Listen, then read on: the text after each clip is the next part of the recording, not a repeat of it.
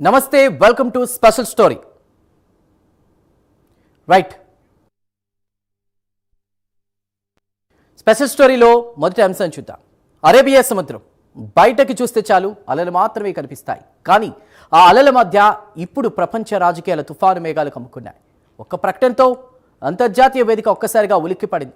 క్షిపణులు ఎగిరాయని ఓ దేశం చెప్తోంది. ఇక మా దరిదాపుల్లో కూడా రాలేదని మరో దేశం ఖండిస్తోంది. మాటల యుద్ధం మధ్య సముద్రంలో నిశ్శబ్దంగా కదులుతున్న ఓ మహాయంత్రం దాదాపు 1,00,000 టన్నుల బరువు ఉంటుంది. వందలాది యుద్ధ విమానాల శక్తి, వేలాది సైనికుల సమన్వయం, అదే యుఎస్ఎస్ అబ్రహం లింకన్. ఇది సాధారణ యుద్ధ నౌక కాదు, సముద్రంపై తేలియాడి అణుశక్తి వైమానిక స్థావరం. ఒక దేశ వాయుసేవనకు సమానమైనటువంటి శక్తిని మోసుకెళ్లగల సామర్థ్యం ఈ నౌకకుంది. ఎక్కడ మోహరిస్తే అక్కడే అమెరికా సైనిక రాజకీయ సంకేతం స్పష్టమవుతుంది. సముద్రంపై తేలుతున్న ఈ నౌక పేరు వినగానే ప్రపంచ దేశాలు అప్రమత్తమవుతాయి. ఎందుకంటే అది ఒక దేశ నౌకాదళం కాదు, ఒక దేశ వైమానిక శక్తి. ఇరాన్ క్షిపణుల దాడి ఆరోపణలతో వార్తల్లోకి వచ్చిన యుఎస్ఎస్ అబ్రహం లింకన్ అసలు ఎందుకంత కీలకం? దాని చుట్టూ ఉన్నటువంటి రక్షణ వలయం ఎంత బలంగా ఉంటుంది? ఈ సముద్ర రాక్షసి ఎందుకంత శక్తివంతం?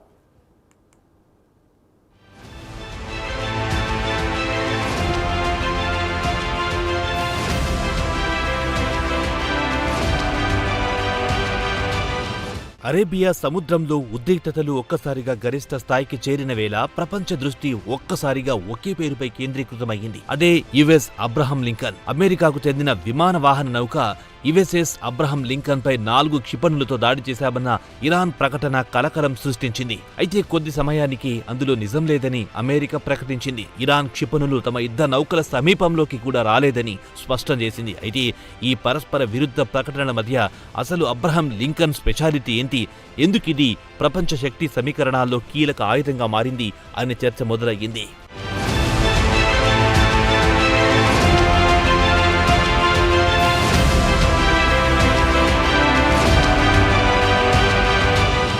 సాధారణంగా ఒక యుద్ధ నౌక అంటే సముద్రంలో కదిలే యంత్రం. కానీ అబ్రహం లింకన్ మాత్రం కదిలే వైమానిక స్థావరం. దాదాపు 1,00,000 టన్నుల బరువుతో అణుశక్తితో నడిచే ఈ నౌక ఒకేసారి 60కి పైగా యుద్ధ విమానాలు, హెలికాప్టర్లు, డ్రోన్లను మోస్తోంది.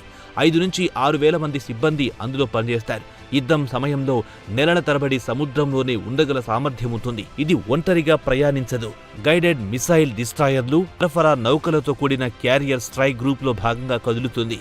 అంటే ఒక దేశం వాయుసేనకు సమానమైన శక్తి ఉందని అర్థం.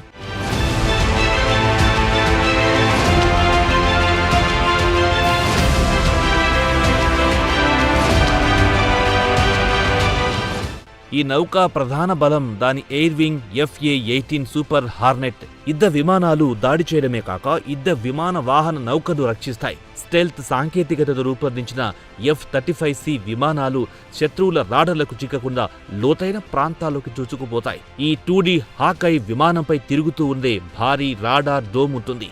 అది నలుదిక్కుల ఆకాశాన్ని స్కాన్ చేస్తూ 100 కిలోమీటర్ల దూరంలో ఉన్న లక్ష్యాలను పసిగడుతుంది.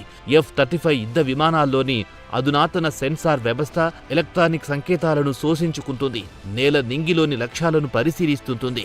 లక్ష్యానికి సంబంధించిన డేటాను ఎప్పటికప్పుడు యుద్ధ నౌకకు పంపుతుంది. దీనివల్ల శత్రువుల కంట పడకుండానే వారి భూభాగంలోకి సైనిక కదలికలు, ముప్పులను క్యారియర్ స్ట్రైక్ గ్రూప్ చూడగలుగుతుంది. ఎలక్ట్రానిక్ వార్ఫేర్ కోసం ఉన్న EA-18 గ్రౌలర్ ప్రత్యర్థి రాడర్, కమ్యూనికేషన్ వ్యవస్థలను జామ్ చేస్తుంది. సముద్ర ఉపరితలానికి దగ్గరగా MH-60 సీహాక్ హెలికాప్టర్లు పహారా కాస్తూ జలాంతర్గాముల కదలికలను గమనిస్తాయి. MQ-25 స్టింగ్రే వంటి డ్రోన్లు గంటల కొద్ది గాల్లో ఉండి నిఘా నిర్వహిస్తాయి. ఇలా గాల్లోనే బహుళ అంచెల రక్షణ వలం ఏర్పడుతుంది.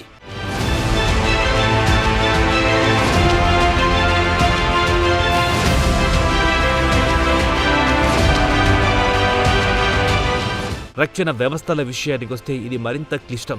క్యారియర్ స్ట్రైక్ గ్రూప్లో భాగమైన డిస్ట్రాయర్లు ఏజీస్ పోరాట వ్యవస్థతో పనిచేస్తాయి. SM-6 ఇంటర్సెప్టర్ క్షిపణులు 400 కిలోమీటర్ల దూరం నుంచే శత్రువుల క్షిపణులను కూల్చగలవు.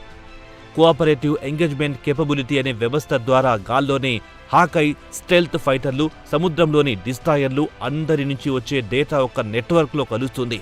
శత్రువు ఎక్కడి నుంచి వస్తున్నాడో ముందే తెలుసుకుని ప్రతిదాడి చేయగలుగుతుంది. అందుకే ఇరాన్ వంటి దేశాలు హైపర్సోనిక్ లేదా నౌకా విధ్వంసక క్షిపణులు కలిగి ఉన్నప్పటికీ ఈ స్థాయి రక్షణ కవచాన్ని ఛేదించడం అత్యంత క్లిష్టమని చెప్పొచ్చు.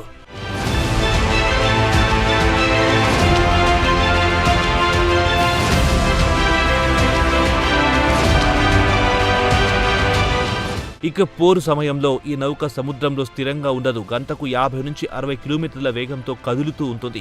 రియల్ టైం ఉపగ్రహ నెట్వర్క్ లేకుండా దీని ఖచ్చితమైన ప్రదేశాన్ని గుర్తించడం సులభం కాదు. పైగా ఇది శత్రు తీరానికి చాలా దగ్గరగా కాకుండా వ్యూహాత్మక దూరంలో సంచరిస్తుంది. ప్రస్తుతం అరేబియా సముద్రంలో ఇరాన్ తీర రక్షణ వ్యవస్థల పరిధికి దూరంగా ఉండే ప్రాంతంలోనే ఇది కదులుతున్నట్టు సమాచారం. ఇక తాజా ఉద్రిక్తతల నేపథ్యంలో ఆపరేషన్ ఎపిక్ ఫ్యూరీ పేరుతో అమెరికా చర్యలు చేపట్టిన సంగతి తెలిసిందే. ఈ క్రమంలో ఇరాన్కు చెందిన జమరాన్ కార్వెట్పై దాడి చేసి ముంచేశామని తెలిపింది. అదే సమయంలో అబ్రహం లింకన్పై క్షిపణులు తాకలేదని అమెరికా స్పష్టం చేసింది. ఇరాన్ మాత్రం కొత్త దశలోకి తమ ఆపరేషన్లు ప్రవేశించాయని హెచ్చరిస్తోంది. ఈ పరస్పర ప్రకటనలు యుద్ధ మేఘాలను మరింత ఉధృతం చేస్తున్నాయి.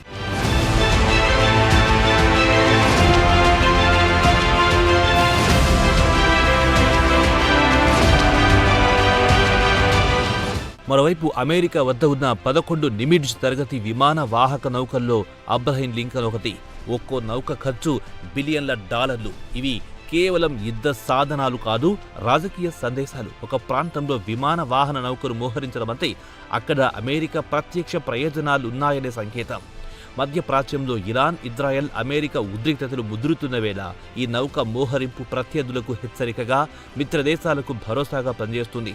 మొత్తంగా అబ్రహం లింకన్ ఒక నౌక మాత్రమే కాదు, కదిలే యుద్ధ కమాండ్ సెంటర్. గాల్లో, సముద్రంలో, జలాంతర్గాముల్లో విస్తరించిన బహుళ అంచెల శక్తి సమీకరణం. దాన్ని తాకామంటూ ఇరాన్ చేసిన ప్రకటన ప్రపంచాన్ని కుదిపేసినంత పనిచేసింది. కానీ వాస్తవానికి దాని చుట్టూ ఉన్న రక్షణ వలయం, నిఘా సామర్థ్యం, అణుశక్తి ఆధారిత దీర్ఘకాలిక కార్యకలాపాలు ఇవన్నీ కలిసి దాన్ని ప్రపంచంలోనే అత్యంత శక్తివంతమైన యుద్ధ వేదికలలో ఒకటిగా నిలబెట్టాయి.